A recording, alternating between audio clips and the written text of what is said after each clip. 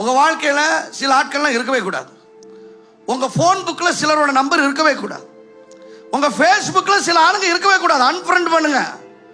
உங்கள் இன்ஸ்டாகிராமில் சில அந்த ஃப்ரெண்ட்ஸ் இருக்கும், அவனை பிளாக் பண்ணுங்க.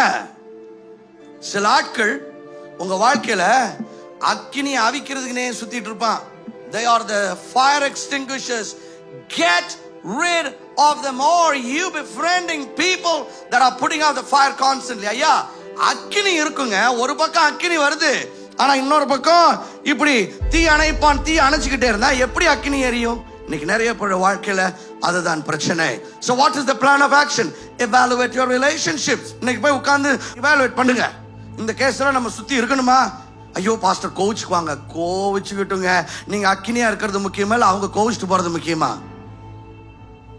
போனால் போகட்டும், போங்க. அதனாலதான் அப்போஸ்தலனாகிய பவுல் சொல்றார், ஆகாத சம்பாஷணைகள் அப்படின்னா பேட் கம்பெனி.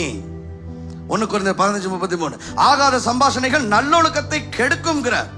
அப்படிப்பட்ட ஆட்களை துரத்தி விடுங்க.